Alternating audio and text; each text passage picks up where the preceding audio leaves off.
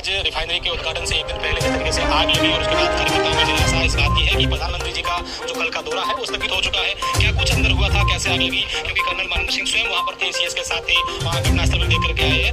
Sir, सबसे पहले ये कि आज प्रधानमंत्री जी के आने से पहले ये आग लगी और ये खबर आई कि उनका दौरा स्थगित हुआ है, तो कार्यकर्ताओं में एक जबरदस्त निराशा भी है और इस नुकसान का भी दुख है। क्या कहना है?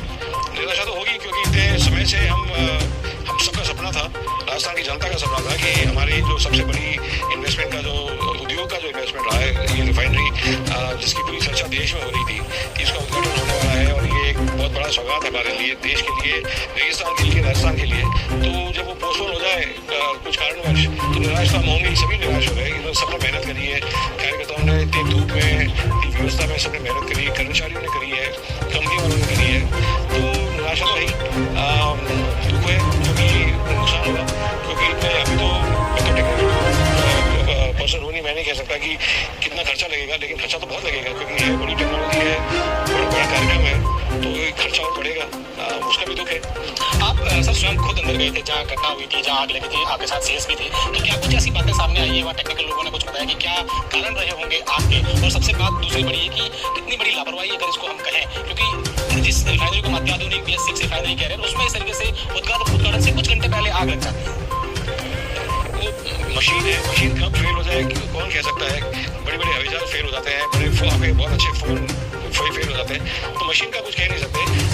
मैं नहीं कहूँगी लापरवाही हुई है क्योंकि उस समय भोजन का अवकाश था, कर्मचारी सब अपने भोजन के सब भोजन लेने गए थे, तो वहाँ कोई था भी नहीं, टेस्ट हो ही रहा था, रिहर्सल हुआ पहले, तो सिक्योरिटी जाँच, सिक्योरिटी टेस्टिंग, जाँच, रिहर्सल सब चल रहे थे, तो मैं नहीं कहूँगी लापरवाही हुई है, लेकिन कहीं ना कहीं कोई मशीन फेल हुई है तो उसकी भी जाँच होनी चाहिए और अवश्य जाँच होगी, क्योंकि इनको वापस तैयार तो करना ही है, ये रिफाइनरी रुकेगी तो नहीं, तो उसको आगे जब उसका उद्घाटन हो और उसका संचालन हो उसके पहले अच्छी तरह जाँच होगी और आगे अच्छा काम होगा।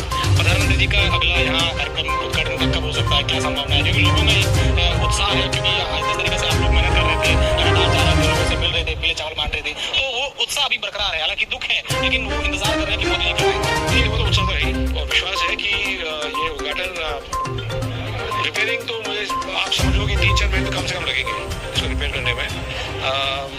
अच्छा समय में आएगा, एक उद्घाटन होगा अवश्य। लोग अभी भी इंतजार कर रहे हैं कि प्रधानमंत्री जी का कल कार्यक्रम है या नहीं, इस बात को लेकर भी।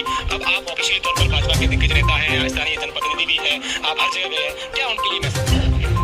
मैं तो ऑफिशियली तो मैं नहीं कह सकता कि स्थगित हुआ है, ऑफिशियली तो कंपनी और प्रशासन ही कह सकते हैं, परंतु मैं मैसेज ये देना चाहता हूँ कार्यकर्ताओं को कि निराश है, मैं हूँ निराश, इससे मैं नहीं कहता निराश मत हो, परंतु अपना जो उत्साह है, अपनी जो ऊर्जा है वो बरकरार रखनी है, क्योंकि अवश्य ये कार्यक्रम होगा, शीघ्र नहीं होगा, क्योंकि ये भारत के लिए आवश्यकता है, देश के लिए आवश्यकता है, राजस्थान के लिए आवश्यकता है, और जिस प्रकार विश्व में जो ये खाड़ी के क्षेत्र में जो युद्ध चल रहा है, तो हमें बहुत जरूरी है कि ये रिफाइनरी जल्दी चालू हो।